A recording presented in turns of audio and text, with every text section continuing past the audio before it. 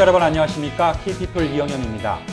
간질이나 치매 등 뇌질환 치료에 도전하는 한인 과학자가 있습니다. 전자공학을 기반으로 뇌라는 미지의 영역을 분석해 한인 여성으로서는 최초로 스탠퍼드 공대와 의대 종신교수로 임명된 이진형 교수입니다. K피플에서는 오늘과 다음 시간 두 차례에 걸쳐 뇌질환 치료에 도전하는 이진형 교수의 이야기를 들어보겠습니다. 교수님 안녕하세요. 안녕하세요. 네, 먼 길 와주셔서 대단히 감사합니다. 감사합니다. 예. 일단 전공이 전자공학입니다. 대학원 또 대학, 고등학교는 또 과학고등학교. 예, 서울고등학교 나오셨고. 원래 전자 쪽에 이렇게 관심이 많으셨어요? 제가 어릴 때부터 좀 너무 시리어스한 어린이였나 싶긴 한데 예. 이렇게 좀 세속적인 일보다는 네네.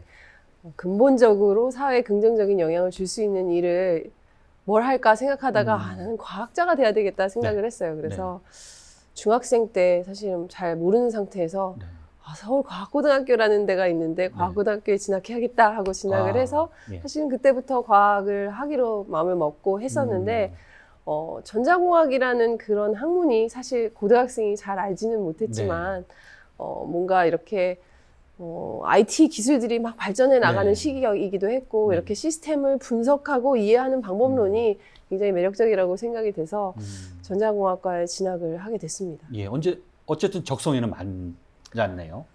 그렇죠. 굉장히 그런 방법론이 재미가 있었는데 적성에 꼭 맞다고 보기는 어려웠던 게 이제 그 기기를 만들고 뭐 핸드폰을 빠르게 하고 이런 것들 자체에는 그렇게 흥미를 느끼지는 못했습니다. 그렇군요. 네. 그러다가 이제 외할머니께서 교수님께서 사랑하시는 외할머니께서 이제 뇌졸중으로 아프시고 난 다음에 이 방향을 전환해서 뇌질환 치료 쪽으로 이렇게 돌리게 되셨다고 들었거든요. 이때가 이제 박사과정일 때였죠. 굉장히 큰 결심이 필요했을 것 같은데. 네, 제가 이제 전자공학을 전공해서 박사를 거의 다 마칠 무렵이었는데 사실은 제가 방금도 말씀드렸지만 전자공학이라는 그냥 그 학문 자체에는 그 방법론이 너무나 재밌고 매력적이긴 했는데 약간은 흥미를 느끼지 못했던 면도 있었던 것 같아요. 그래가지고 대학원 때 사실은 좀 나름대로 게으름도 피우고 그러던 때였는데 갑자기 외할머니께서 정말 뇌졸중이라는 거는 아무 때나 올 수 있는 그런 질병이기 때문에 갑자기 쓰러지셨다는 얘기를 들었는데 너무 마음이 아팠습니다. 특히 제가 외손녀인데 할머니께서 제가 박사학위 받는 걸 그렇게 보기를 원하셨는데 그거를 못 보시게 되나 하면서 제가 게으름을 피웠던 지난날도 반성하고 사실 그때 스탠퍼드의 메모리얼 처치가 있는데 거기에 가서 이렇게 막 눈물을 흘렸던 기억이 납니다.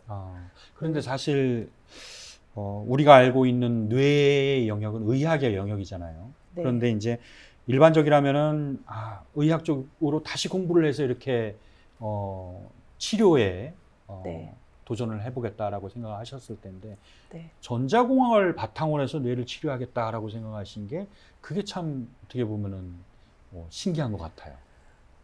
그게 제가 원래 그 문제를 파악하고 이 문제에 내가 도전해야겠다라고 생각을 했을 무렵에는 저는 이미 전자공학 박사를 마칠 무렵이었기도 하고 제가 그 뇌 문제를 사람들이 해결하지 못하고 이렇게 제가 직접 외할머니께서 고통받으시는 모습을 보면서 아무것도 할 수 없는 그 상태 그 상태에 대해서 너무나 가슴이 아프고 어려움이 있는 상황에서 그 뇌가 그럼 뭔가에 대해서 공부를 한번 해보기 시작했어요. 공부를 해봤더니 뇌는 신경세포들이 연결되어 있는 회로망이다.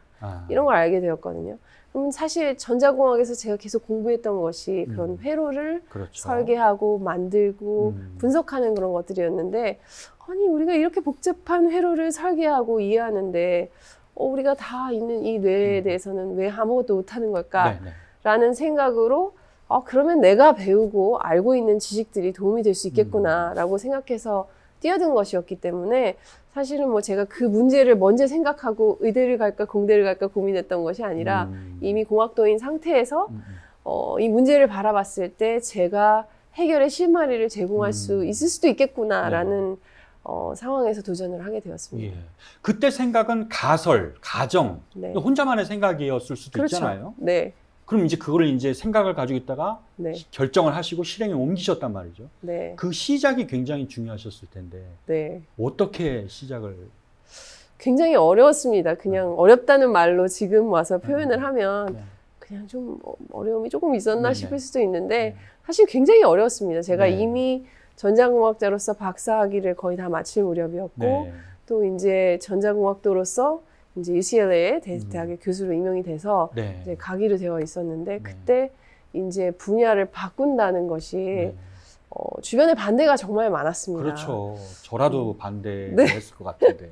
너 그러다 인생 망친다. 네. 어떻게 할 거냐 이런 얘기를 거의 90% 이상이 다 반대하고 사실은 많은 반대 속에서 너무 구박을 스트레스 많이 많이 받아가지고 막 울기도 하고 그랬던 기억이 있는데 음. 그때 생각을 해봤어요. 제가 사실은 원래부터 과학도가 되려던 의도가 이제 세상을 위한 문제를 풀고 싶다는 거였는데 네. 전자공학이라는 그런 반복론이 굉장히 네. 매력적이어서 시작을 했지만 네. 저는 그런 공학적인 그때까지 이제 뭐 핸드폰을 더 좋게 만들고 이런 그 영역보다는 저는 제가 뭔가 풀고 싶은 문제를 아직 찾지 못한 상태였는데 그 문제를 직접 경험하면서 이 문제를 내가 풀어야겠구나. 근데 그러면 내가 생각한 방법론들이 정말 쓸모가 있을까?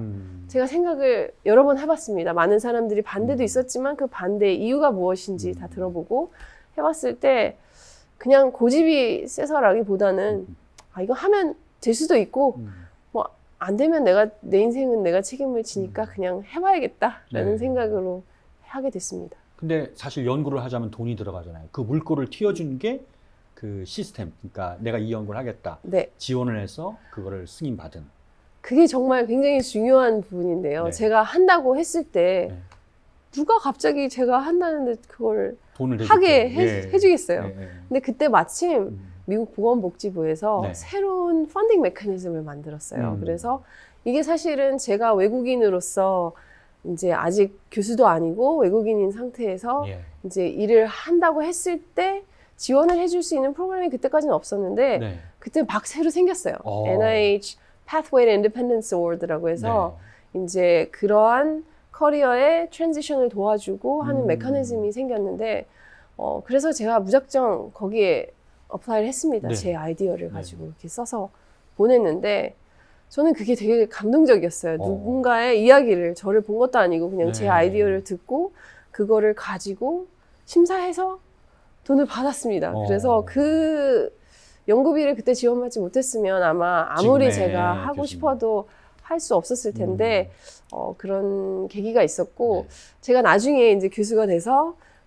이제 그런 미국 보건복지부에서 하는 심사 과정에 참여하면서 정말 좋은 제도다. 이런 게 민주주의구나라는 생각도 들었고 네. 이렇게 사람들이 모여 앉아서 서로 토론해서 좋은 아이디어다 싶으면 이렇게 지원을 해주는 그런 계기가 있었고. 네, 사실 네. 그런데 네. 그 심사에 합격해서 좋은 거는 금방 없어지고 네. 이제 어쨌든 성과를 내야 되는데 네. 이 연구 결과를 내려면 이제 실험을 해야 되는 거잖아요. 네, 실험이 네. 반드시 필요한데 네. 그 실험 과정이 만만치 않았을 것 같아요.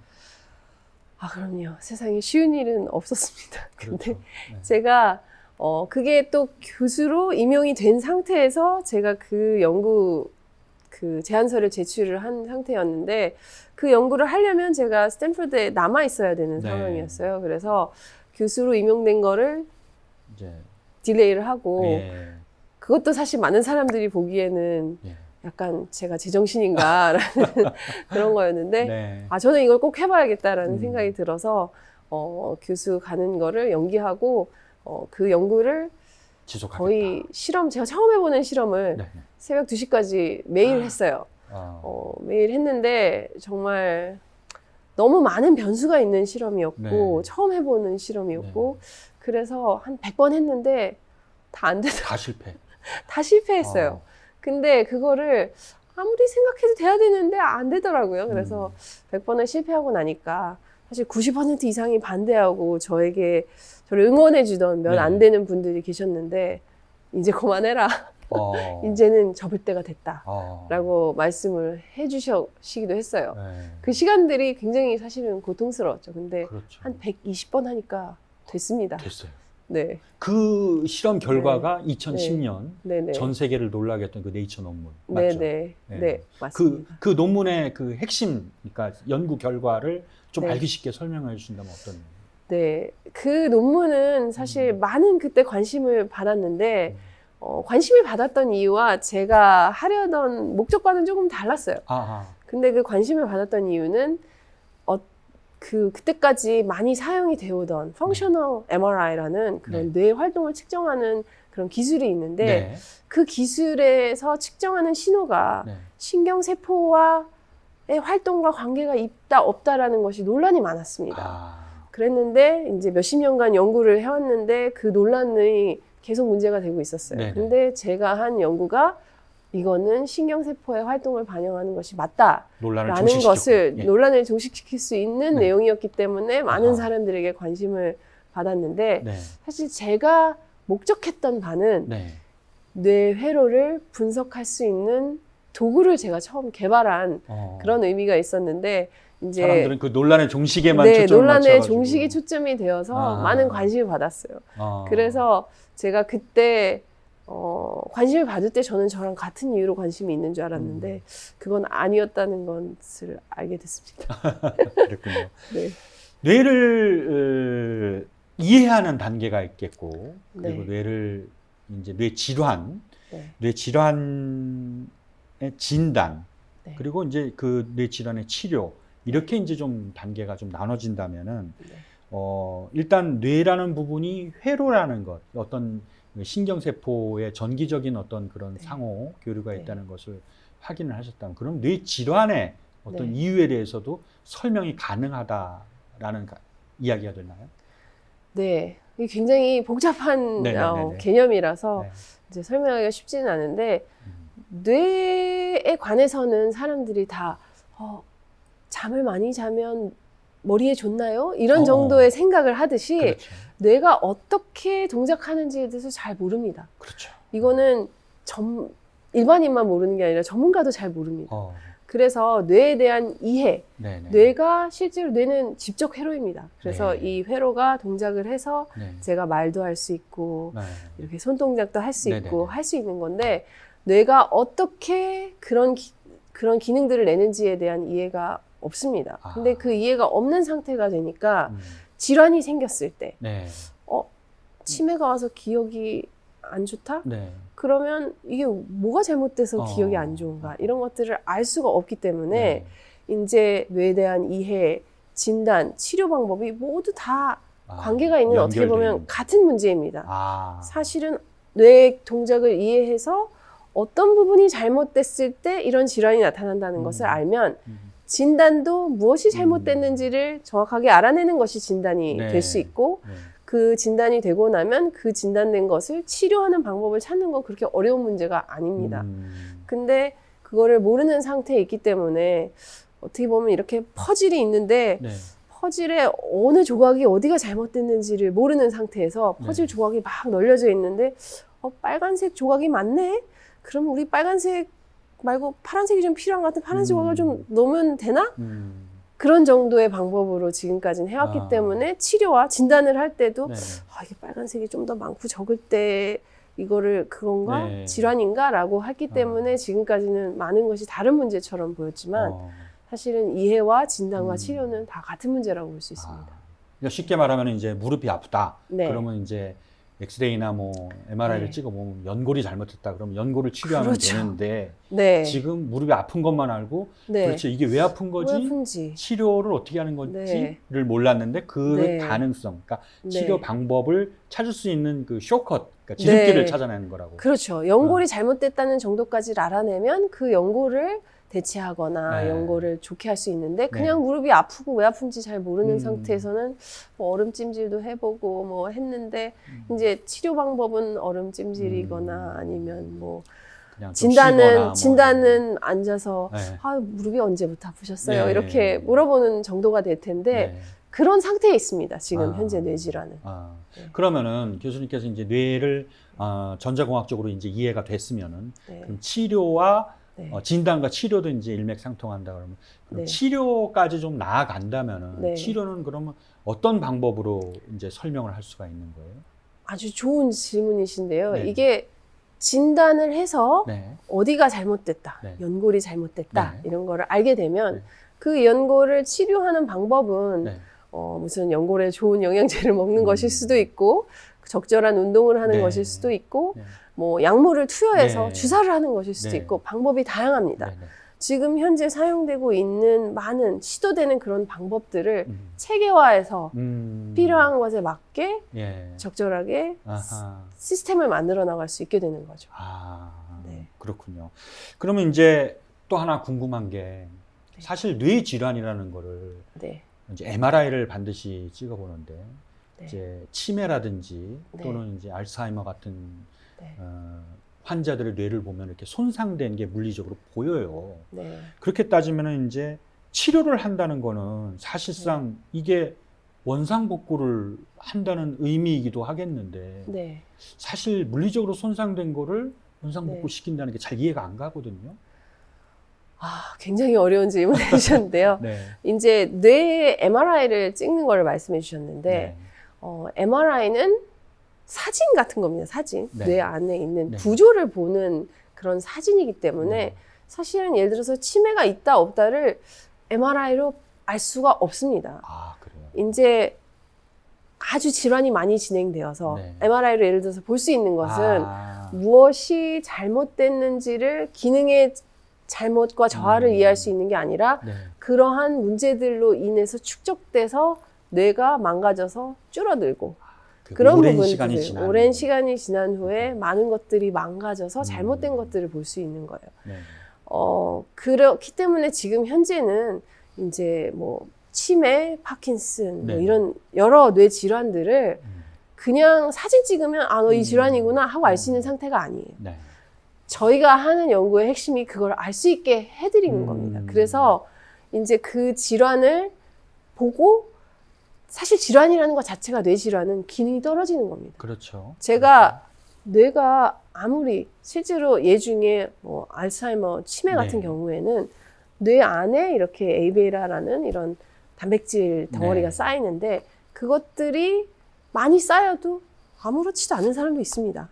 정상인 사람도 있어요. 예. 사실은 질병이라고 말할 때는 뇌의 기능이 저하되는 것을 네, 말하는 그렇죠. 것인데 체중을 조절하려도 재야 체중을 조절할 거 아닙니까? 그렇죠. 그렇듯이 뇌 기능이 아. 어떠한 누가 누구랑 통신하는 기능이 잘못됐느냐를 아. 알 수 없으면 네네네. 정상화해야 되는 부분을 알 수가 없어요. 그래서 그런 부분들을 저희가 알아내는 과정에서 많은 부분들을 알아냈고 좀 어려운 얘기지만 네. 부연 설명을 하자면 그렇게 많은 오래된 일들로 인해서 이제 뇌 안에 단백질도 쌓이고 네. 세포가 죽어가는 그런 상황에서도 네. 사실은 저희가 최근에 네. 실험한 결과를 보면 네. 기능을 바꿔주면 그런 부분에도 변화가 온다는 걸 알 수 있었어요. 그래서 이제 기본적으로 좀 더 초기에는 그런 기능만 정상화해줘도 병이 진행되는 것을 막을 수가 있고 나중에는 정말 많은 것이 망가진 상태에서도 사실 그 기능을 정상화했을 때 많은 부분이 정상화된다는 것을 알 수 있었기 때문에 네. 가능할 것으로 생각이 됩니다. 네. 그 몸무게를 예로 들어주신 게 딱 네. 그 네. 이해가 빠른데, 네. 그러니까 내가 과체중인지 여부를 몸무게를 재봐야 알 수 있는데 네. 지금 현재 뇌 네. 같은 경우는 이거를 잴 수 있는 뭐 일정한 시스템이 없다 보니까 없습니다. 내가 네. 이게 이상이 있는 건지 없는 건지 알 수 있는 방법이 없다는 거죠. 네. 교수님의 이런 지금 연구 결과에 대해서 의학계가 굉장히 반응이 뜨거울 것 같아요. 야, 이 새로운 길이 열렸다 이제. 네. 실제 반응 어때요? 저희가 이거를 의학에 적용하게 할 수 있기 위해서 이제 그 의학적으로 이제 이론들을 여러 가지 알아내고 그걸 네. 실제로 의사 선생님이 쓸 수 있는 단계까지는 갭이 있어요. 아하. 그래서 저희가 연구를 해서 네네. 논문으로 발표를 하고 네. 이제 과학자들이 이해를 하고 네. 사실 제가 처음에 이 연구를 시작했을 때는 예. 전자공학자? 너 전자공학 여태까지 전자공학자는 네가 뭘 알아? 이런 굉장히 큰 편견 때문에 사실은 힘들었는데 이제 그런 것들을 설득해서 정말 이런 걸 하니까 네. 이런 회로에 대한 정보로 질환을 이해할 수 있구나라는 네. 것을 많은 부분 설득이 된 상태예요. 어. 그런데 이제 제가 회사를 창업을 했는데요. 네. 창업을 해서 그 일을 하게 된 이유는 이제 이런 이론들을 바탕으로 실제로 어떻게 환자에 적용될 수 있을지 보여주는 일들을 하기 위해서였는데요. 네. 그거는 사실 논문을 쓰고 네. 학자로서 하는 활동과는 좀 다른 부분이 있어서 했는데 이제 그런 것들이 이제 내년에는 상용화가 되기 시작할 것으로 생각이 되고 이제 저희와 같이 일하는 의사 선생님들한테는 많은 관심을 받고 있습니다. 언제 나오냐, 좀 빨리 쓰고 싶다. 이러한 얘기가 많이 있습니다. 네. 네. 아무래도 이제 시청자분들께서는 네. 아마 언론에서 제목을 간질을 치료할 수 있다 이렇게 하거나 알츠하이머도 치료할 수 있다라고 얘기를 할 수도 있고 또 이해를 하실 수도 있는데 네. 사실 그거는 굉장히 먼 길이잖아요. 네, 맞습니다. 그런데도 불구하고 교수님의 네. 지금 연구 성과가 어디까지 왔다라고 얘기를 이제 꺼냈을 때 네. 이제 문을 열었다 이렇게 생각을 하면 될까요? 맞습니다. 제가 처음에 이제 거의 뭐 10여 년 훨씬 됐죠. 한 15년쯤 된 것 같습니다. 네. 연구를 시작했을 때 난 이런 거가 가능하도록 해야겠다라고 머리에 그린 청사진이 있었어요.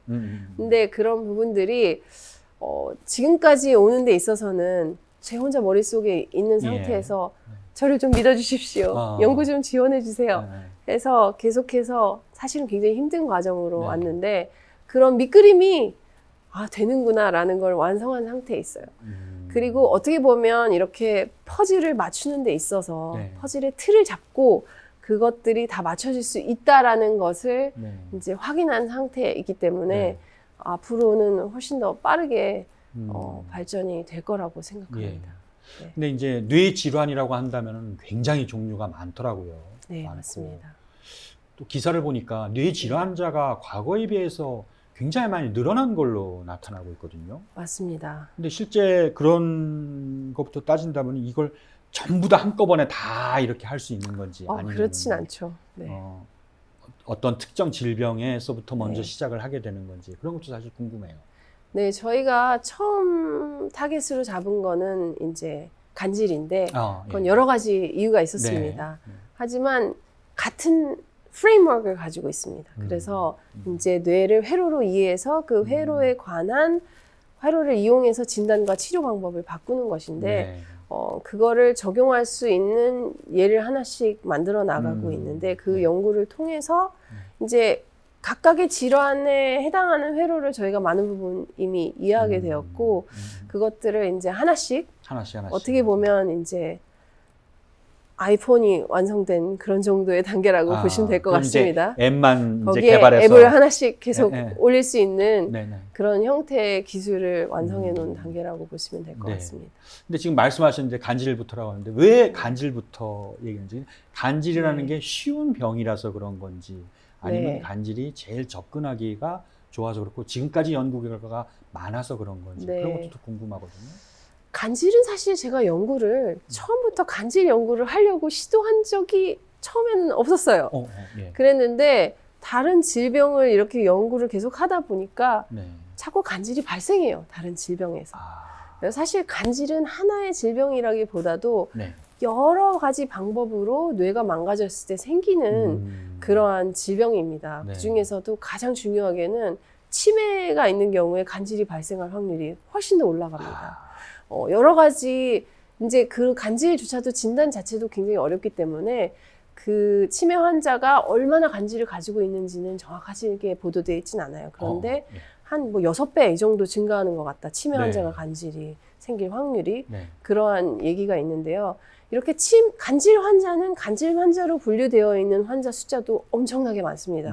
근데 거기에 더해서 많은 뇌질환에서 간질이 나옵니다. 그래서 제가 연구를 하는 과정에서 간질에 대해서 처음에는 의도하지 않았지만 많은 것을 알게 되었고 그런 중요성이 있기 때문에 굉장히 중요한 문제라고 생각한 것이 한 가지고 다른 점에 있어서는 이제 실제로 환자들에게 도움을 주기 위해서는 현재 있는 의료 생태계에 이제 보급을 할 수가 있어야 되는데 두 가지 문제가 있습니다. 하나는 지금 현재는 어떠한 뇌질환에서도 사실 뇌의 기능을 보는 케이스가 없어요. 아하. 이제 병원에서. 네. 근데 간질의 경우에는 봅니다. 아하. 간질의 경우에는 큰 신호가 나오는 것들이 있기 때문에 정확하게 뇌회로를 이해하지 못하더라도 그 신호를 보고 뭔가를 판단하는 부분이 예. 있기 때문에 이제 실제 의료 환경에서 뇌 기능을 측정을 하고 있어서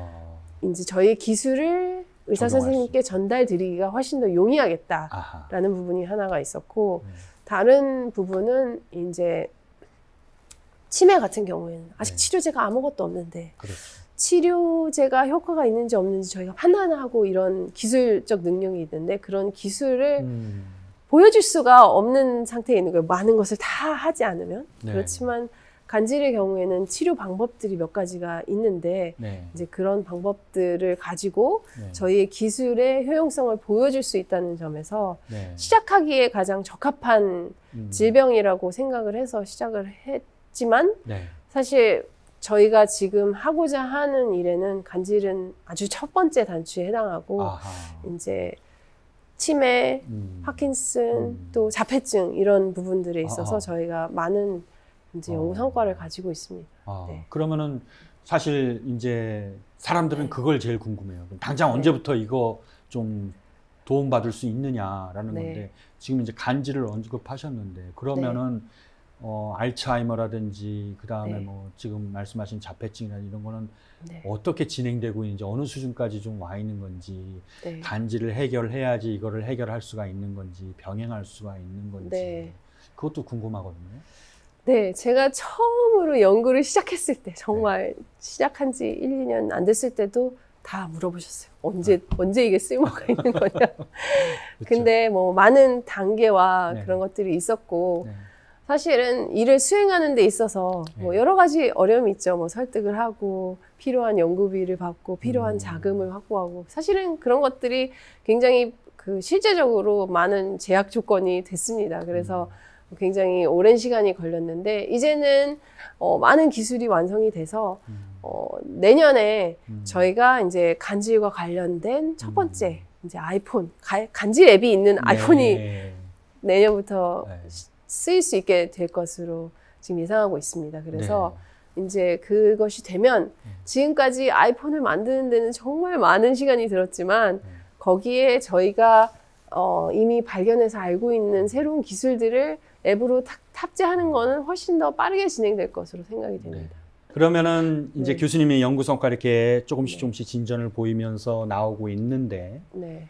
자, 이걸 이제 학계에서는 계속 관심을 네. 가질 것 같아요. 네. 실제로 코로나 이전 같은 경우는 한 달에 두세 번씩 학회에 네. 나가서 말씀하셨는데 요즘도 네. 계속 저번에 연락드렸을 때는 스위스에 가 계셨던데 네. 그 학회에서는 이제 어떤 부분에서 제일 궁금해하고 네. 뭘 기대를 하고 있는지도 또 이게 또 궁금한 부분이에요. 네, 사실 뭐 학회라는 거는 이제 가장 최근에 발견된 기술들, 관심이 네. 있는 기술들에 관해서 가지고 있는 영향을 가지고 있는 이제 여러 학자분들을 모셔서 이렇게 얘기를 토론을 하는 부분인데 네. 제가 지금까지 개발해 온 기술은 제가 처음에 첫 논문을 냈을 때 사람들이 관심을 가졌던 이유와 제가 목적했던 바가 조금 달랐다고 말씀을 드렸듯이 네네. 저는 굉장히 뚜렷한 목표를 가지고 지금 계속 같은 길을 가고 있거든요. 예. 근데 그런 것들을 가는 방법이 예. 현재 많은 다른 분들이 하시는 방법과 달랐기 때문에 제가 뭐 하는 거지? 라고 생각을 처음에는 했지만 하니까 뭐 이렇게 뭐 재밌는 것을 많이 네. 알게 되네 하면서 저는 어떻게 보면 많은 학자들이 하고 있는 같은 길을 가고 있지 않았고 네. 제가 혼자 뚫어가고 있는 길을 보고 저게 정말 재밌는 결과가 계속 나오는구나 네. 라는 것에 흥미를 가지고 많은 분들이 이제 초청을 해주시는데 네. 하나씩 이렇게 보여주고 된다는 거를 증명해 나가는 과정이 예. 힘들기도 하지만 보람되고 재밌습니다. 질문 많이 들어올 것 같은데요. 네, 질문이 되게 많습니다. 제가 강의를 하면. 그러니까 저 네. 같은 질문서부터 네. 이제 막 전문적인 영역까지 네. 질문이 들어갈 텐데 그때마다 다 설득이 되나요? 그분들이? 뭐 설득이 된다는 건 뭐 여러 가지일 텐데 네. 저 사람이 하는 일이 의미가 있느냐부터 시작해서 저 사람이 저 실험을 어떻게 한 걸까 뭐 이런 여러 가지 단계가 있는데 지금은 사실 학계에서 제가 하는 일에 관해서 많은 인정을 해주고 있는 상태에 왔습니다. 예. 네. 그러니까 또 이제 논문도 계속해서 발표를 하시는 거고. 네네. 사실 이런 질문 아마 처음에 받으셨다고 그러는데 네. 교수님께서 이제 목표로 하신 게 10이라면은 지금 네. 교수님의 단계는 네. 몇 가지 와 있는 겁니까? 저는 사실 제가 어떤 기준을 삼느냐에 따라 다를 것 같은데요. 네네.